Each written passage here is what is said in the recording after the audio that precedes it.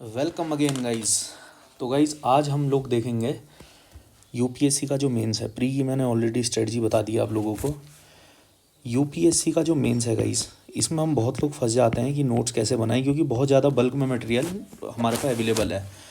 आप मुखर्जी नगर आ जाइए और यहाँ देखिए कि कितना ज़्यादा मटेरियल है। कुछ लोग कहते हैं टॉपर के नोट्स देखो, कुछ लोग कहते हैं सब किताबें पढ़ो रटो, बहुत ज़्यादा पढ़ना पड़ेगा तब यूपीएससी का मेंस निकलेगा। लेकिन ऐसा नहीं है गाइस। आप लोगों ने जितने भी टॉपिक्स हैं, जैसे कि मैंने बताया आपको, अब जीएस वन ही है गाइस।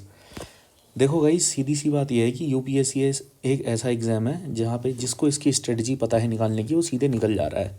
ठीक है, वो कहीं फंस नहीं रहा है। बस प्रीलिम्स में उसको दिक्कत आएगी तो आएगी, उसके लिए लॉजिकल गेसिंग मेथड मैंने आपको बता ही दिया है। जीएस वन में गाइस हम देखेंगे कि इसमें इंडियन आर्ट एंड कल्चर है। आर्ट एंड कल्चर है, इसमें हिस्ट्री है। हिस्ट्री के बाद इसमें गाइस ज्योग्राफी है। ज्योग्राफी है वर्ल्ड की भी, इंडिया की भी। और इसके बाद है इसमें सोसाइटी। अगर आप देखोगे तो सबसे लो हैंगिंग फ्रूट इसमें सोसाइटी है। जीएस वन में आप लोगों को सबसे पहले अपनी पढ़ाई सोसाइटी से स्टार्ट करनी चाहिए। सोसाइटी में भी अब आप लोगों ने एक इसमें टॉपिक है diversity in India. Diversity in India के अच्छे नोट्स होने चाहिए आपके। इसके नोट्स होने चाहिए आपके 2 से 3 पन्नों के पहले नोट्स होने चाहिए। ठीक है, उसी तरीके से जैसे गाइस कम्युनलिज्म है, मैं आप लोगों को अपने नोट्स दिखाता हूँ कि कैसे मैंने अपने नोट्स बनाए हैं। आप यहाँ देख सकते हैं, जैसे कम्युनलिज्म है ये। तो कम्युनलिज्म के हमने यहाँ क्या क्या पढ़ा हुआ है, इसकी स्टेजेस क्या हैं। पहले तो इसका डेफिनेशन हो गई सीधे सीधे, उसके बाद इसकी स्टेजेस क्या क्या हैं। फिर हमने देखेंगे इसके फीचर्स क्या क्या हैं। फीचर्स के बाद हमने देखा कि इसके टाइप्स क्या हैं, इसका इवोल्यूशन कैसे हुआ। और सबसे लास्ट में हमने देखा वे फॉरवर्ड हम लोग देखेंगे, फैक्टर्स क्या क्या रहे कम्युनलिज्म के। और उसके बाद हम लोग गाइस सीधे इसका इम्पैक्ट देखेंगे। देखो इम्पैक्ट हमने देखा, इम्पैक्ट देखने के बाद हमने इसका वे फॉरवर्ड देख लिया गाइस, ख़त्म। इतने में टॉपिक आपका ख़त्म हो जाएगा। उसके बाद उसी तरीके से हम देखेंगे कि कल्चरल कैसे चेंज हुआ है, कल्चर कैसे चेंज हुआ है इंडियन सोसाइटी का। तो हम यहाँ देख रहे हैं सेंसिक्रेटाइजेशन, जैसे हमने देखा इसमें। उसके बाद इसका इम्पैक्ट क्या है सेंसिक्रेटाइजेशन का, क्रिटिसिज्म क्या है।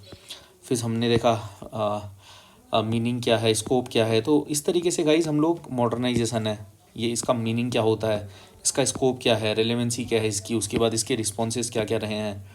उसके बाद कुछ केस स्टडी हो गई गाइस। इस तरीके से हमने इसको इतने पन्नों में देखो ख़त्म कर दिया नोट्स को, बात ख़त्म। इतने से ही क्वेश्चन आना है, वहाँ आएगा। तो आपका माइग्रेशन है, माइग्रेशन का भी हमने सिमिलर देखा कि माइग्रेशन क्या है, 2 तरीके के हैं, इंटरनल एक्सटर्नल। कौन कौन से माइग्रेशन है, ग्लोबल माइग्रेशन रिपोर्ट 2020 की क्या है। उसके बाद पैटर्न क्या क्या है माइग्रेशन के, ये सब हमने देखे। और इस तरीके से रीजन्स क्या क्या हैं माइग्रेशन के। रीजन्स बहुत से हो सकते हैं, इकोनॉमिक फैक्टर है, जैसे सोशल कल्चरल फैक्टर है। इसमें से एक एक दो दो पॉइंट हम लोगों ने गाइस कर लेने हैं। इम्पैक्ट क्या पड़ा माइग्रेशन का। तो इस तरीके से हम लोग इसको simple simple to the point short रखेंगे अपनी स्ट्रेटेजी। रिवर्स माइग्रेशन क्या है, और concept of circulation of labour क्या है, माइग्रेशन और जेंडर का क्या कनेक्शन है, चैलेंजेस क्या क्या हैं, और वे फॉरवर्ड क्या है। मैंने तो ये बहुत बड़े नोट्स बनाए हैं, लेकिन इसको फिर हमने एक बार पढ़ने के बाद और छोटे नोट्स इसके हमने कन्वर्ट कर लिए हैं गाइस। तो इस तरीके से आप लोगों को भी ठीक इसी तरीके से पढ़ाई करनी है गाइस। इसके अलावा कोई ऐसा तरीका नहीं है कि जिससे आप लोग मेन से निकाल लें। बिल्कुल शॉर्ट शॉर्ट रखने अपने नोट्स आपने, और इससे आपका 100% आपका पेपर निकल जाएगा। ग्लोबलाइजेशन है, अब हमने देखा ग्लोबलाइजेशन में टॉपर्स के बहुत अलग अलग तरीके के नोट्स हैं। तो हमने सीधे इसमें देखा कि इफेक्ट के ग्लोबलाइजेशन की डेफिनेशन। क्वेश्चन ज़्यादा से ज़्यादा क्या आएगा, इफेक्ट पे आ जाएगा। या तो हमने देखा बिहेवियर चेंजेस हो रहे हैं, वुमेन और एजुकेशन में क्या है, हेल्थ इंडिकेटर्स में क्या है, वुमेन और टेक्नोलॉजी पे देखा हमने, वुमेन और सोशल पॉलिटिकल सिस्टम में देखा। फिर हमने फेमिनाइजेशन ऑफ लेबर फोर्स भी पढ़ ही लिया इसके साथ साथ। रूरल वुमेन में क्या फ़र्क हुआ है इसका, अर्बन वुमेन में क्या हुआ है, दलित वुमेन में, ट्राइबल वुमेन में, ट्रांसजेंडर्स में। और इस तरीके से हमने इसका बना लिया कंक्लूजन। और उसके बाद हमने इसके देखे कि कल्चर में क्या इसका इम्पैक्ट पड़ा है, कल्चर के उसी तरीके से हमने बना लिया। देखो गाइस, तो शॉर्ट शॉर्ट में हमने तुरंत तुरंत नोट्स बना लिए इसके, और ये टॉपिक हमारा ख़त्म हो गया यहीं पे। उसी तरीके से रीजनलिज्म है। कुल मिलाकर के मैं आप लोगों को ये बताना चाह रहा हूँ, जितने टॉपिक आपके सिलेबस में मेंशन है उन सब टॉपिक के आप लोगों ने नोट्स बना लेना है 2 से 3 पन्नों के।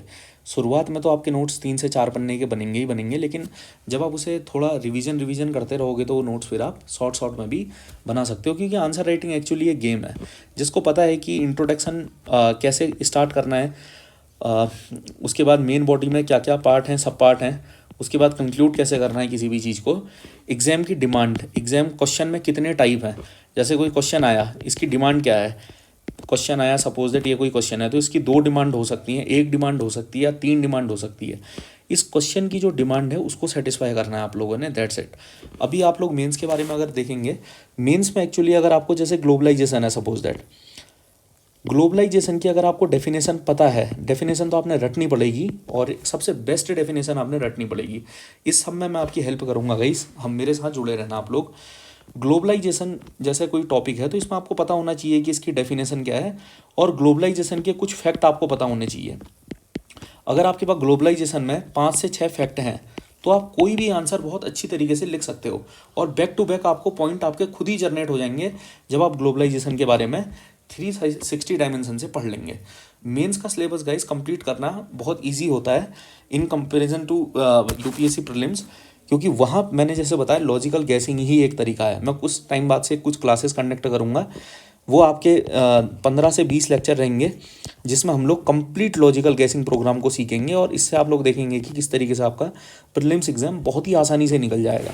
ये बहुत ही सरप्राइजिंग होगा गाइज आप लोग के लिए, आपने सोचा भी नहीं होगा जितनी मेहनत मैंने इस प्रोग्राम को डिज़ाइन करने में करी है।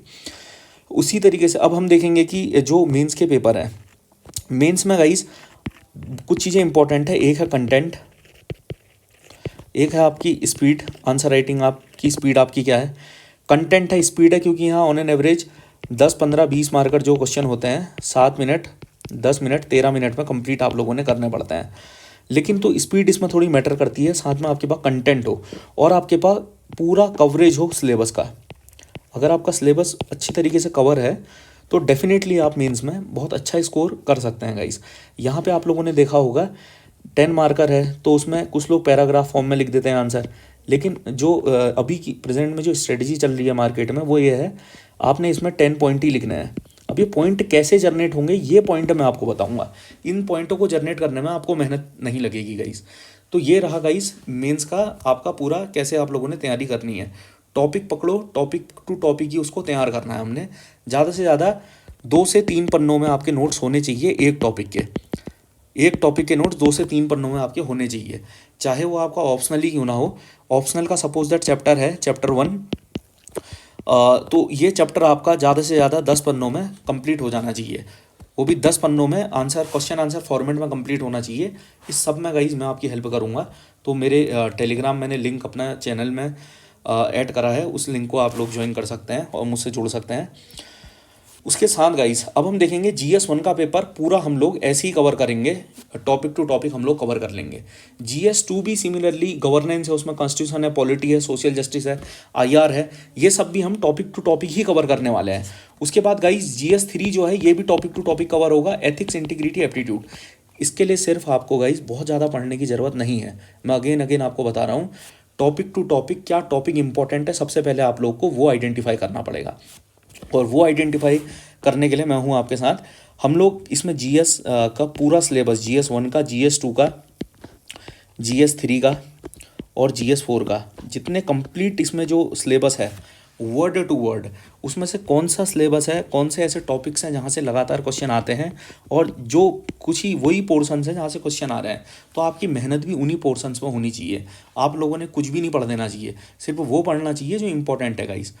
सो थैंक यू गाइस, आप लोग चैनल को लाइक सब्सक्राइब कर सकते हैं और इस चैनल को ज्वाइन ज़रूर कर लीजिए ताकि आपको इसी तरीके की इन्फॉर्मेटिव अपडेट्स मैं देते रहूं और यूपीएससी में आपका प्रीलिम्स कभी ना रुके और आप मेंस में बहुत अच्छी तरीके अच्छे मार्जिन से पास करें mains. Thank you lot guys.